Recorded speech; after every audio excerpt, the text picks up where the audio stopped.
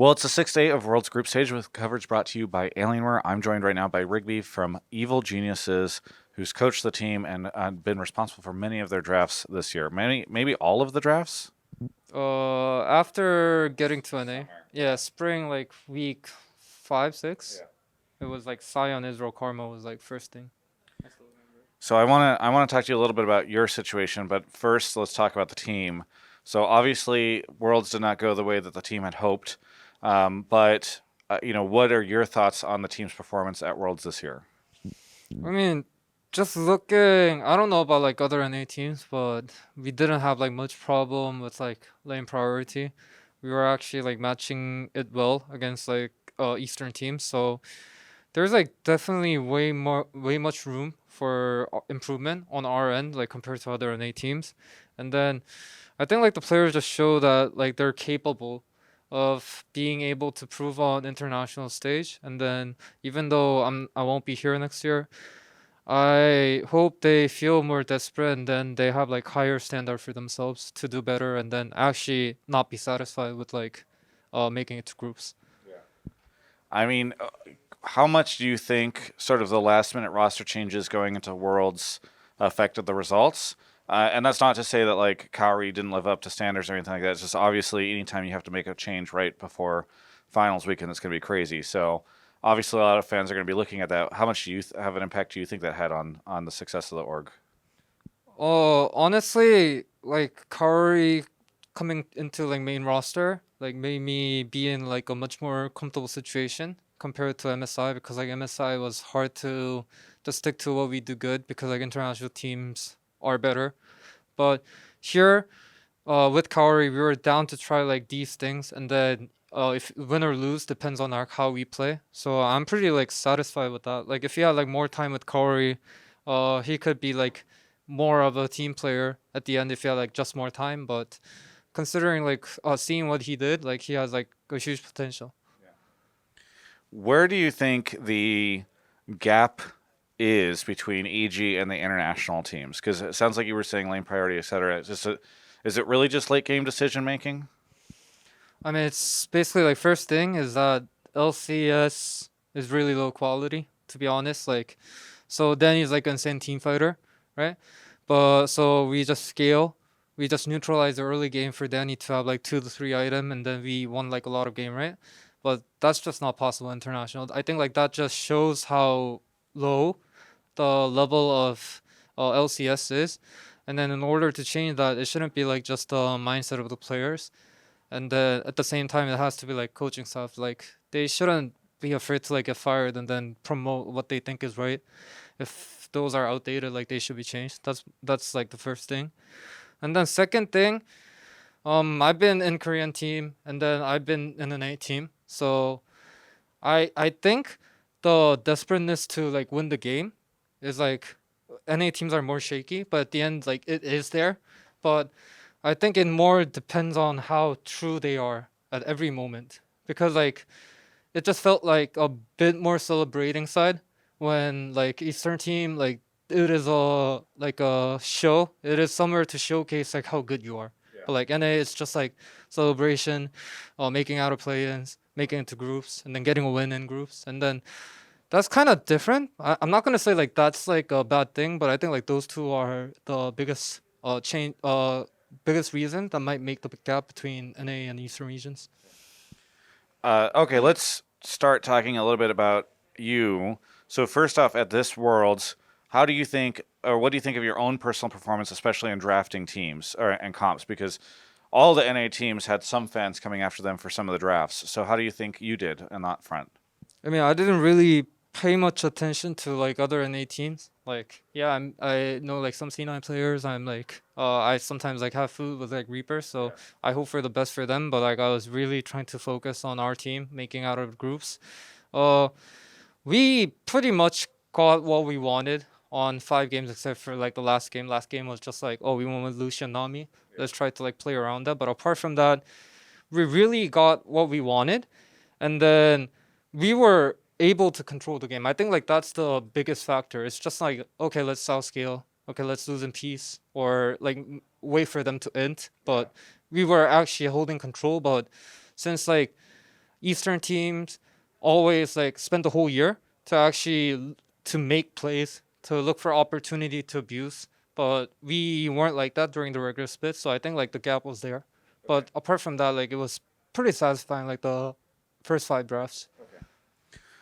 All right, so let's talk a little bit about what happens next for you, because I know you talked about this on Hotline League, but maybe you can share with the audience what your future is now.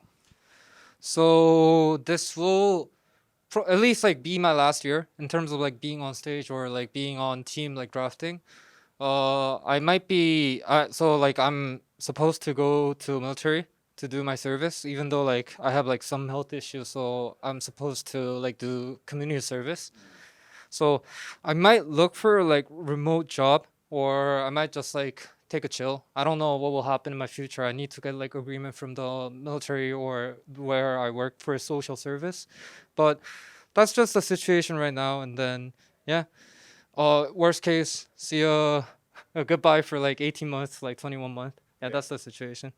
Okay, so since this is sort of your presumptive exit from North America, what do you think of North America on the way out? Where do you think we should fix things? You said on Hotline League you're not afraid to burn bridges because you're leaving anyway. So I not to get you to hard flame the region, but I'm just kind of curious. You can say whatever you want. What do you think of North America and where things to get fixed for the LCS? I mean, honestly, from my experience, like I've been to like on 2 different teams. I've been versing like a lot of coaches in NALCS. Uh, I mean, I just feel that they're afraid to do something, or at the same time they're afraid to like lose normally, so they like try weird things. But it doesn't seem like they're actually like planning to do something to get the win, and then it doesn't feel like there's like a specific strategy.